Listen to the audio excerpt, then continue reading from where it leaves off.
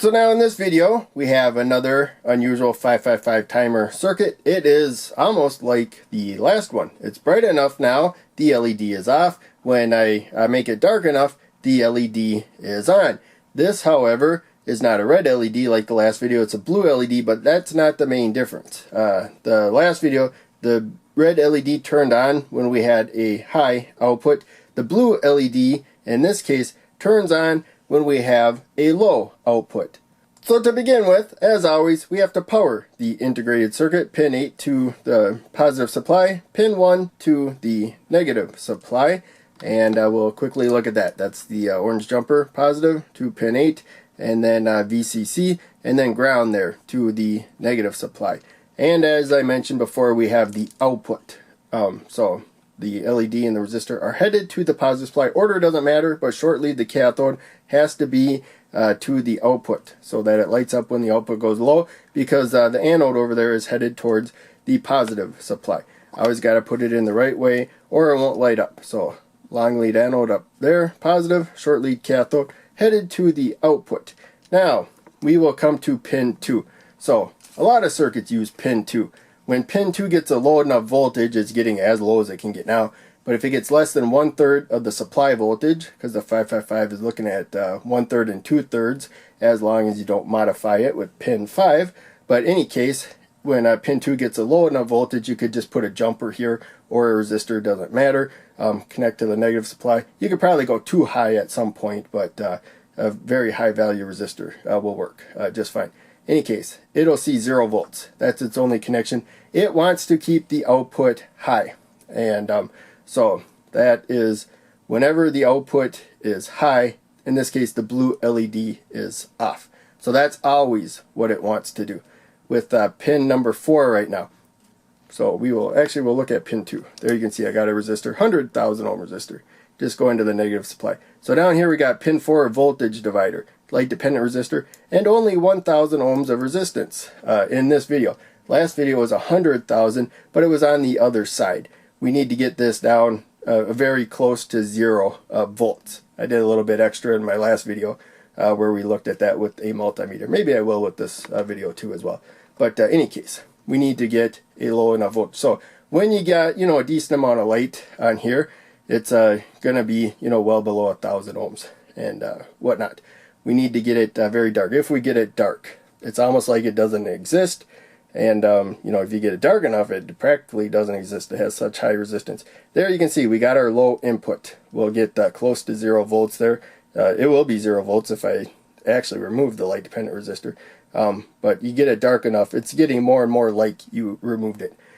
So that's going to pull the output low when it is dark enough. And then you can see because when pin 4 sees a low enough voltage, it forces the output low, no matter what pin 2 wants. And there's also a pin 6. I believe pin 2 is more powerful than pin 6 on some integrated circuits, but not others. The two that I got, the NE555 and the Micro A555, I'm pretty sure pin 2 is the stronger one of the two. And I read somewhere that other ones, the pin 6 might be stronger. So just be aware of that. But one of them is stronger than the other. Any case, low enough voltage, pin 4, output low, and the blue LED lights up.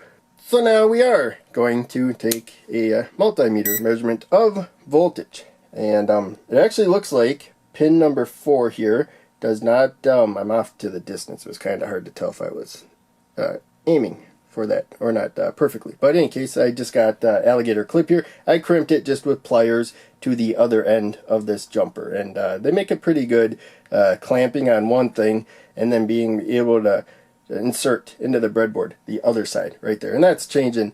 The voltage is changing because I'm making it brighter and darker. But in any case, we have to get pretty close to 0 volts. And so last video I looked at, I'm using 5 volts with the supply now. It actually looks like it goes lower with higher voltage from the last video. At least I think I showed that. Maybe I reshot it. But in any case, there you can see I can't make it dark enough with my finger alone. Lamp wasn't at the dimmest setting. There we go. I can with the lamp at the dimmest setting. But there you can see, at about 0.5 volts. It's below 0.5 volts. Then when you got low enough voltage to the reset, that sets the output low, which we already determined makes the LED light up. And then, so let's see if I can, it's a little trickier to do this now. See if I can get it to glow a little bit. And it seems trickier, but maybe that's because I got a lower pull down resistor right here. So basically it's trying to pull the voltage down to 0 volts, that resistor, but when this resistor has even lower resistance, it pulls it up above 2.5 and closer to 5 volts or whatever. So it's a kind of a balancing act right there. And the other one I had 100,000. Let's see if I can dim it a little bit. Yeah, I don't think it's dimming. I kind of see a dim. There we go. Kind of got it dim if I'm careful right there. So that's something I found interesting. Maybe if you go between 0.5 and 1 volt, or maybe it's 0.5 and 0.75 or something, you can, if you go slow, maybe you can, you know, get it dim and then brighter and brighter and brighter. So that might be a cool effect if you can manage that voltage pretty well. For the most part, it looks like they just want, you know, a pretty solid, you know, 0.5 or less volts, you know, closer to 0 volts right there to force the output low. So in any case, I'm going to turn the meter off. I always turn the meter off when you are done. And I don't want to short circuit anything. So I'm going to get these out of the way right away because I still have the power supply on. But in any case, that's it. Thanks for watching. Make sure you check out one of the other videos I posted on the screen and check out the links down below. They all help out a lot. I'll see you in the next video.